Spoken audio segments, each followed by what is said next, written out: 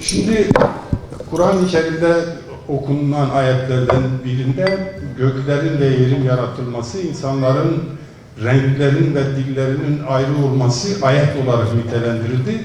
Bundan çok enteresan bir olay vardır. Birincisi göklerin ve yerin yaratılışına dikkat çekiliyor ve arkasından da renklerin ve dillerin farklılığı dile getiriyor. Bu şunu demek istiyor. Yani renklerin ve dillerin farklı olması ya evrensel yasalar sisteminin bir gereğidir. Yani göklerin ve yerin yaratılışının bir yansımasıdır. Dolayısıyla bir insanın rengini veya dilini, rengi çok fazla müdahale edemiyorlar ama dili yasakladığınız zaman siz evrensel yasalar sistemine karşı bir mücadele ediyorsunuz. Siz bir varlığı yok ediyorsunuz. Biraz önce Kürtçe anekdotta anlattığım gibi bir varlığı diğer bir varlık adına boğmaya mahkum ediyorsunuz, boğuyorsunuz. Burada böyle bir olay vardı. Bir gün TRT Kürdi'de program yaparken şu anda Amerika'da bir üniversitede sosyoloji alanında akademik çalışmalar yapan Mücahit Bilici konuk olmuştu bana. Orada Kürtlerin durumunu, Türkiye'de Kemalist sistemin içinde Kürtlerin durumunu Amerika'daki zencilerin durumuna benzetmişti. Ben de buna şiddetle karşı çıkmıştım.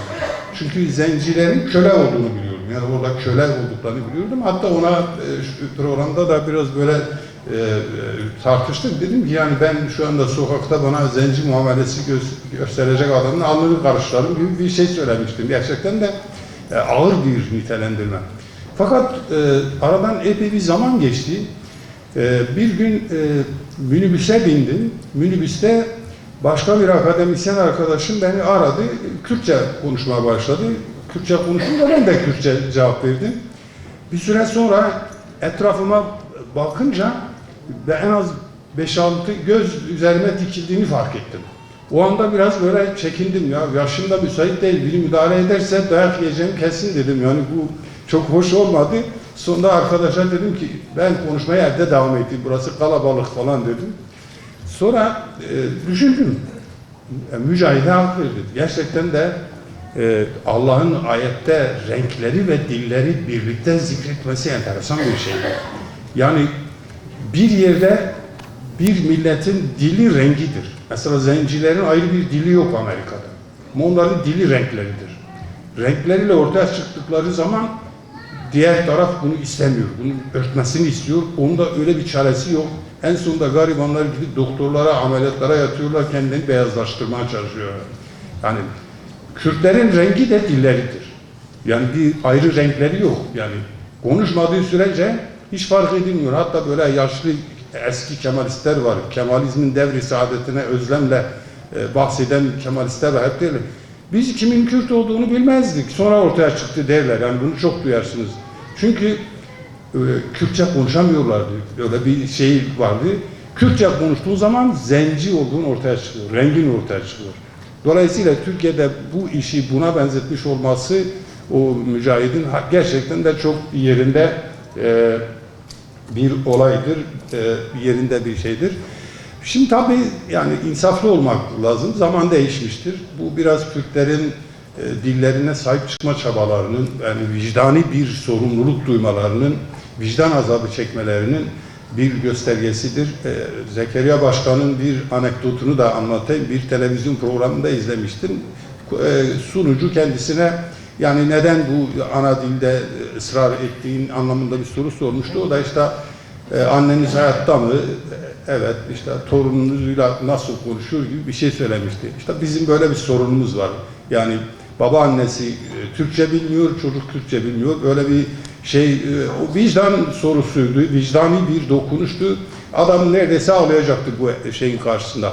Tabii bu sadece Kürtlerin vicdan yapması gerekmez.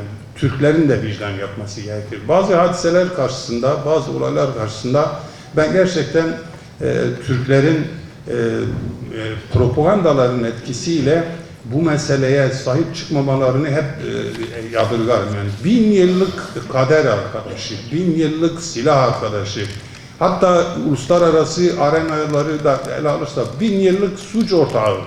Yani onu da dünya çünkü onları suç ortakları kabul ediyor. Yani Düşünebiliyor musunuz? Şu olayı, bu olayı Kürtlerle Türkler birlikte yaptı. İşte böyle bir milletin dilini böyle bir ülkede yasakladığın zaman öbür tarafın isyan etmesi lazım. Ya ne yapıyorsunuz demesi lazımdı.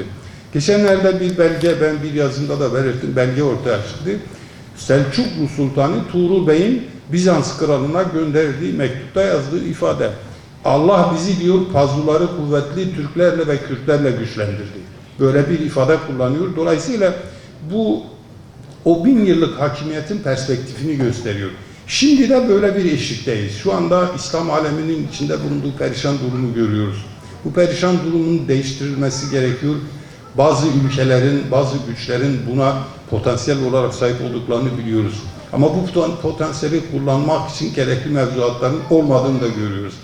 Erbakan Hoca'nın Türkiye kalkınacak ama mevzuatı müsait değildir dediği gibi, yani Türkiye büyük olmaya, büyük devlet olmaya müsaittir ama yani böyle bir potansiyeli vardır ama gerçekten mevzuatı buna izin vermiyor. Yani Kemalizm izin vermiyor. Kemalizm belki sadece kağıtta kalmıştır ama insanların zihninde de kalmıştır. İşte bir minibüse bindiğiniz zaman Kemalist eğitim sisteminin propagandasının etkisinde kalan insanlar zenci görmüş beyaz seçkinci gibi bakabiliyorlar ve dolayısıyla bu durum, bu faşist sürecin tortuları hala devam ediyor. Bunun değiştirilmesi, yasalardan kaldırılması, anayasanın değiştirilirken bunun gözetilmesi, Kürtlerin kendilerini buranın sahiplerinden biri gibi hissetmesi ki zaten sahipleridir, hissetmesi için bütün bu düzenlemelerin olması kaçınılmazdır. Bunun yolu da eğitim sisteminde Kürtçenin hak ettiği yerini almasıdır.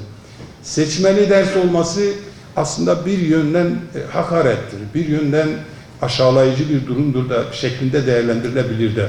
Ama bir başlangıçtır, bir adımdır. Her şey bir anda olmayabilir. Dolayısıyla seçmeli derslere sahip çıkmak noktasında Hüdapar'ın ve başka çevrelerin, başka derneklerin, başka organizmaların bu işlerle uğraşmaları önemlidir ve biz de elimizden geldiğince bu konulara girmekle yükümlüyüz. Bizim vazifemiz budur. Kürdistan'ın her taşı bir hikaye barındırır altında.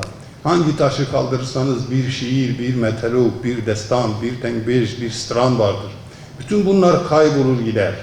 20 sene sonra ben düşünemiyorum benim çocuklarımın Şakro'yu anlamaması. Yani bir insanın Şakro'yu anlamaması demek yani çok büyük bir kayıptır. O dehşet verici tasvirleri, o güzelim kelimeleri, o güzelim ovaları, deşleri, zozanları, dağları, bunların hepsi gidecektir. Sadece Kürtçe konuşma ortadan kalkmayacak. Çiğe Agiri diye bir şey kalmayacak. Çiğe Sipan diye bir şey kalmayacak.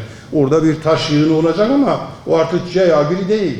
O Sipan-ı Helat'ı değil, o Bahravani değil, o Cizire Botan değil. İşte yerleşim alanlarından bir alandır. Biz bu Kürtçe kelimelere, Kürtçe diline sahip çıktığımız zaman işte o destanlara, o deyimlere, o gotine beşilere, atasözlerine sahip çıkıyoruz. Büyük bir kültüre, büyük bir medeniyete sahip çıkıyoruz.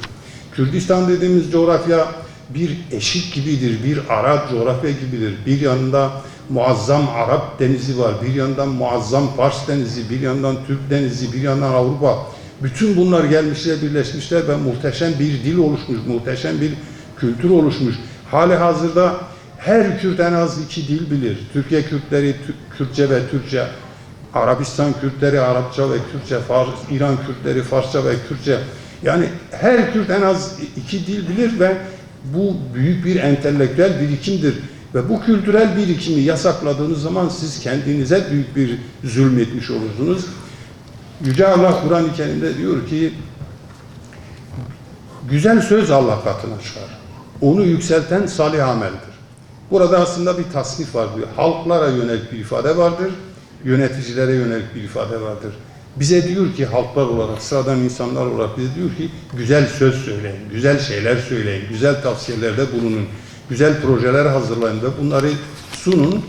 Devlet yöneticilerine diyor ki onları salih amelle, yapıcı, doğru amellerle göğe doğru yükseltin, Allah katına çıkarın. Yani güzel söz havada kalır.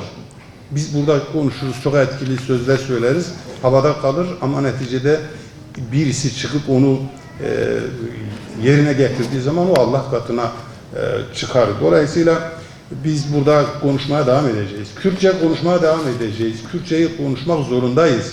Bütün o biraz önce işaret ettiğimiz o kültürel birikimin devam etmesi için, Bunu yapmak zorundayız. Neslimizin Kürtçeyi bilmesi için yapmak zorundayız. Bir insanın biraz önce adını söylediğim Denkbej'in dışında başka yani Mehmet Arif Cizrevi'yi anlamaması büyük bir kayıptır. Bunu bilenler bilir yani siz bilirsiniz bu büyük bir kayıptır. Dolayısıyla ben sözü fazla uzatmayayım. Söylemek istediğim şey büyük bir tehlikeyle karşı karşıyayız. Büyük bir sorumluluk altındayız. Bunu yerine getirmekle yükümlüyüz. Devlet bizi dinlemedi, yapmadı. Bunun için yapacak şeyi de biliyoruz. Kemalizmin en nefes aldırmadığı zamanlarda bile evlerimizde, köylerimizde dilimizi yaşattık. Yeniden bu süreci yaşayabiliriz, yaşatmamız gerekiyor. Hepinize saygılarımı sunuyorum. Bu hatırı şuma.